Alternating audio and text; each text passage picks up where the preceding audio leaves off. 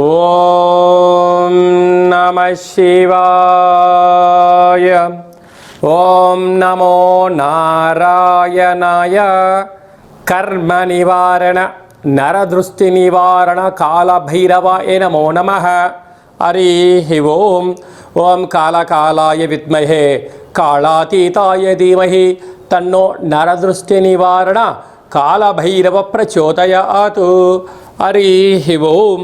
మా ఛానల్కి స్వాగతం. చూస్తున్న వీక్షకులకు ప్రేక్షకులకు ప్రియ కాళభైరవ భగవద్బంధులకి స్వాగతం పలుకుతూ మమ్మల్ని ఎంతగానో ఆదరిస్తూ ఉండబడినటువంటి ప్రియ సోదర సోదరీమణులకు సనాతన ధర్మ సంరక్షకులకు జ్యోతిష్య అభిమానులకు అందరికీ కూడా జ్యేష్ఠమాస శుద్ధాష్టమి పూర్ణిమ సందర్భంగా ఎలాంటి విధి విధానాలు పాటించాలో అదే కాకుండా కాలాన్ని శాసింపజేసే శక్తి కాళభైరవుడికి ఉంటుంది కనుక జ్యేష్ఠమాసంలో విశేషంగా బుధవారము జ్యేష్ఠ నక్షత్రం రావడము విశేషం అవుతుంది కనుక ఎలాంటి విధి విధానాలు పాటించడం వలన అందరికీ శుభప్రదమో తెలుసుకుందాం. 1వ తారీఖు 6వ నెల 2025 నుంచి 15/6/2025 వరకు పుట్టినటువంటి వారందరికీ కూడా ముందస్తుగా జన్మదిన శుభాకాంక్షలు. గతంలో వివాహం చేసుకున్న వారికి వివాహ వార్షికోత్సవ శుభాకాంక్షలు. ద్వాదశ రాశుల్లో గ్రహ గమనాన్ని ఒకసారి వీక్షింపచేద్దాం.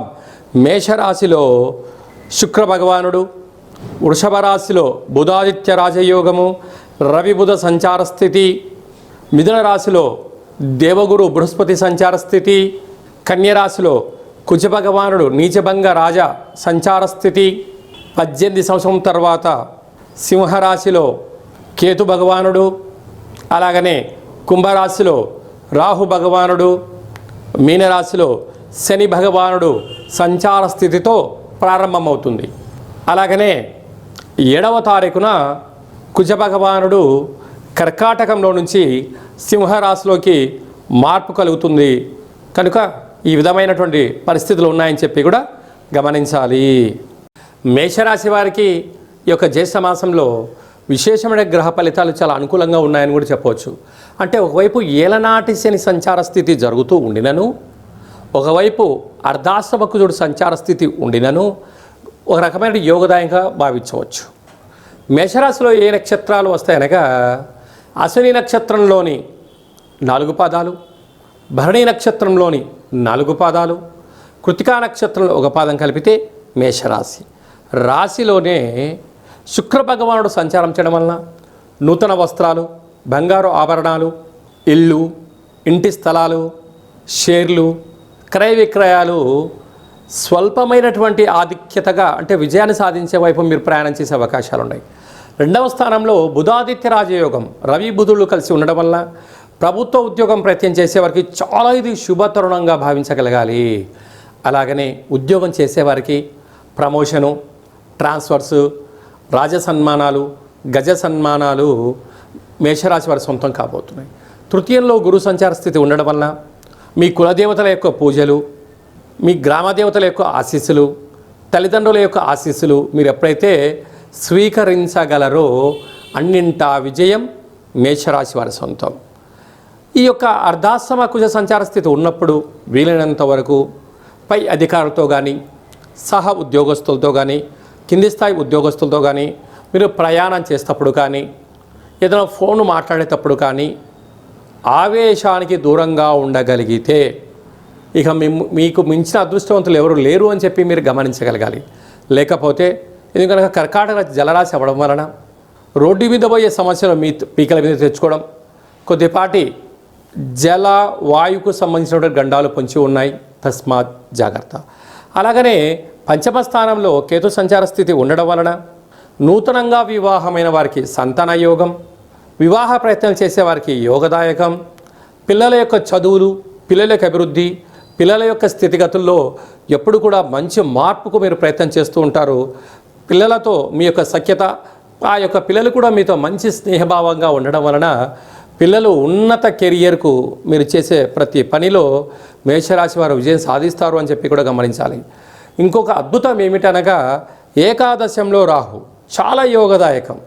గతంలో మీరు పెట్టుబడి పెట్టి రాలేదు, లేదా గతంలో ఎవరికైనా అప్పించి రాలేదు అనుకుంటున్న వారందరికీ కూడా ఈ సమయంలో మీరు దుర్గామాతకు స్మరించి చేయగలిగినట్లయితే, ప్రయత్నం చేయగలిగినట్లయితే ఆ డబ్బులు రావడం, రుణ సమస్య, రోగ సమస్య, శత్రు సమస్యలు తొలగిపోతాయని చెప్పి కూడా గమనించాలి.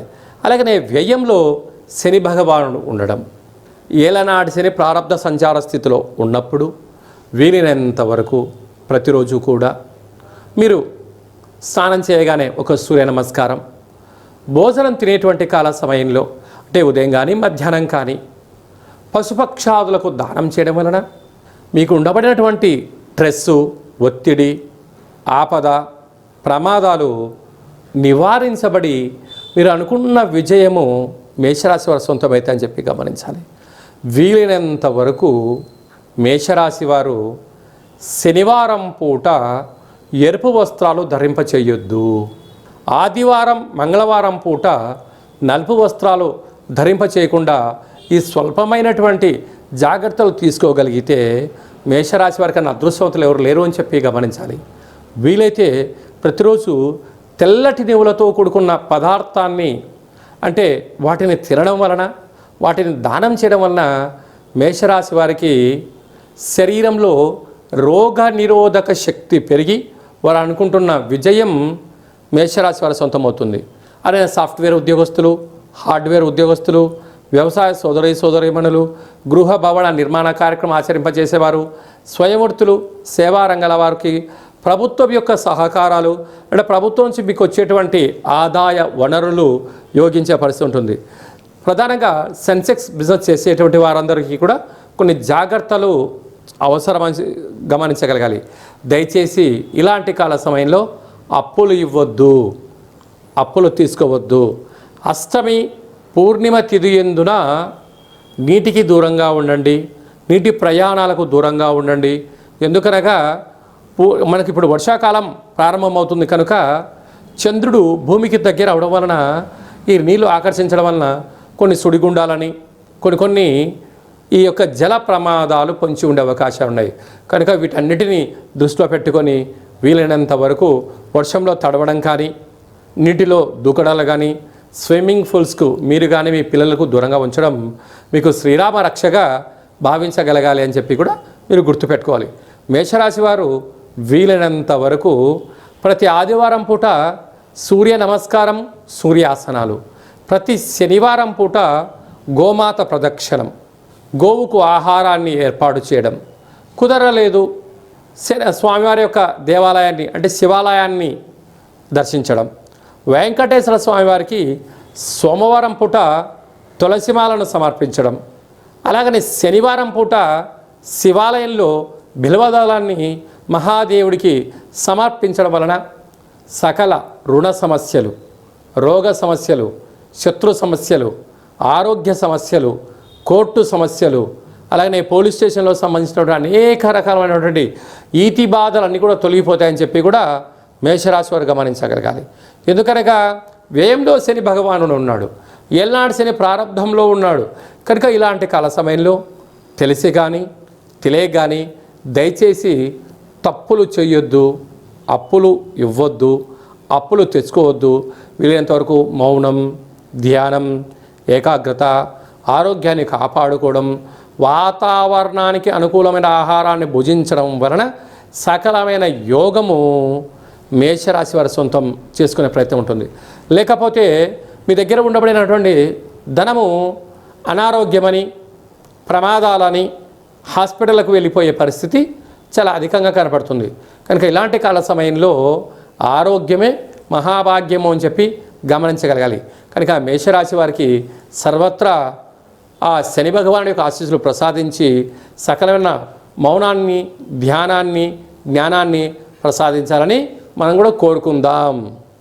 ఈ జ్యేష్ఠ మాసంలో శుద్ధాష్టమి అలాగనే పూర్ణిమ సందర్భంగా మనము విజయం సాధించగలగాలి అన్నట్లయితే ఎప్పుడైతే జ్యేష్ఠ మాసము, జ్యేష్ఠ నక్షత్రము, నక్షత్రాధిపతి బుధుడు, అందులో ఈసారి బుధవారం రావడము చాలా విశేషంగా పరిగణించగలగాలి.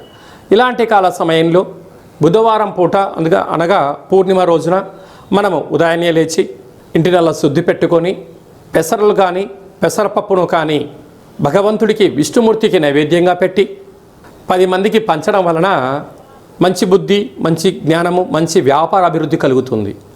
అలాగనే సాయం సంధ్యాకాల సమయంలో ఒక చారడంత పెసరలను కానీ పెసరపప్పు కానీ అలాగా ఆకుపచ్చ కలిగినటువంటి జాకెట్ పీసులో మూట కట్టి ఇంటి గుమ్మానికి, యజమానికి, మన వాహనాలకు, గృహాలకు దిష్టి తీసి, అంటే వాటిపైన కర్పూరం బిళ్ళ పెట్టి దిష్టి తీసి బయట పడేయడం వలన వ్యాపార అభివృద్ధి, జన ఆకర్షణ, ధన ఆకర్షణ, జ్ఞానశక్తి కలిగి అపారమైనటువంటి ధన సంపద మన సొంతం అవుతుందని చెప్పి గమనించాలి.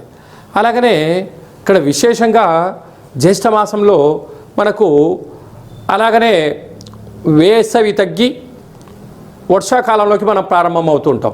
ఇలాంటి కాల సమయంలో రోగ నిరోధక శక్తి పెంచుకునేటువంటి ఆహారాలు భుజించడం, పెసరపప్పుతో కూడుకున్నటువంటి ఆహారం భుజించడం, పెసరపప్పుతో కూడుకున్నటువంటి పదార్థాలను దానం ధర్మం చేయడం వలన మంచి ఆరోగ్యము, రోగనిరోధక శక్తి కలిగి సంపూర్ణ ఆరోగ్య స్థితి ఉంటుందని చెప్పి గమనించాలి. అలాగనే వ్యక్తిగత జాతకం తెలుసుకోవాలనుకుంటున్నారా?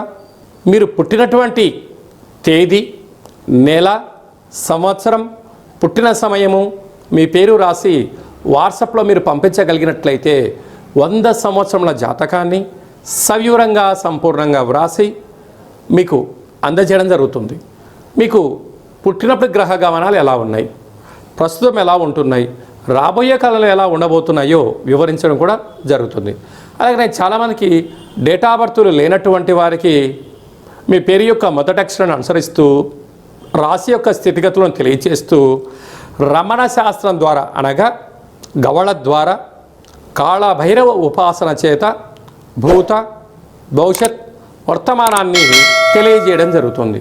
కనుక ఆసక్తి గలవారు ఈ కింది నెంబర్ని ఆన్లైన్ ద్వారా కానీ ఆఫ్లైన్ ద్వారా కానీ వాట్సాప్ ద్వారా సంప్రదించి జాతకాన్ని తెలుసుకొని జీవితంలో ఉండబడిన అడ్డంకులను తొలగించుకొని అందరూ ఉన్నతమైనటువంటి ఉజ్వలమైనటువంటి బంగారు భవిష్యత్తులో జీవన గమనాన్ని పొందాలనేది చిన్న విన్నపం.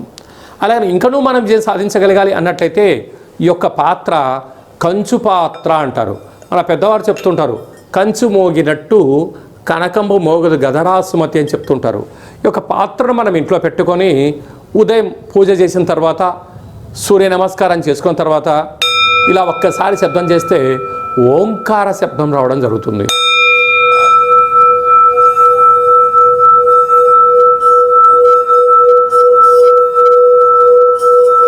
ఈ యొక్క శబ్ద తరంగాల్ని ఇంట్లో సృష్టించడం వలన మనిషి శరీరంలో ఉండబడినటువంటి 7 చక్రాలు వికసింపచేయడం, ఇంట్లో ఉండబడినటువంటి దరిద్ర దేవత బయటికి వెళ్ళడం, లక్ష్మీదేవి గళ్ళు గళ్ళుమంటూ ఇంట్లోకి రావడం, విద్యార్థులు మంచి చదువు, ఉద్యోగం రాని వారికి ఉద్యోగము, వ్యాపార ఆకర్షణ, జనాకర్షణ కలిగి మనం అనుకుంటున్న అన్ని పనులు విజయం సాధిస్తామని చెప్పి గమనించాలి.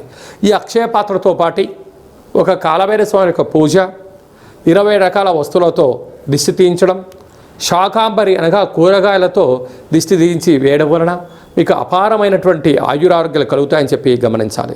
ఆసక్తి గలవారు ఈ కింది నెంబర్ని సంప్రదించవచ్చు. కనుక ఈ జ్యేష్ఠమాసంలో అందరికీ శుభం, జయం, లాభం కలగాలని కోరుకుంటూ ఆశీర్వచనం. ఓం శతమానం భవతి శతాయు పురుష సతేంద్రియ ఆయుష్యేవేంద్రియే ప్రతిష్టతి. ధనం ధాన్యం బహుపుత్రలాభం శత సంవత్సరం దీర్ఘమాయు. సర్వే జనా సుఖినో భవంతు, లోకా సమస్తా సుఖినో భవంతు. సర్వం కాళభైరవ దేవతార్పణమస్తు. హరి ఓం. ఈ వీడియో మీకు నచ్చినట్టయితే లైక్ చేయండి, షేర్ చేయండి, మా ఛానల్ని సబ్స్క్రైబ్ చేసుకోండి. మేము చేస్తున్న ఆధ్యాత్మిక వీడియోలు అందరికన్నా మీరు ముందుగా చూడాలనేటువంటిది మా విన్నపం. భగవంతుడి ఆశీస్సులు మీ పైన ఎల్లవేళలా ఉండాలని, అష్ట కష్టాలకు స్వస్తి పలికి అష్టైశ్వర్యాలకు స్వాగతం పలకాలని కోరుకుంటూ కాలభైరవ ఆశీస్సుల చేత ఈ వీడియోని 10 మందికి ఫార్వర్డ్ చేయండి. భగవంతుడి ఆశీస్సులు పొందగలరు.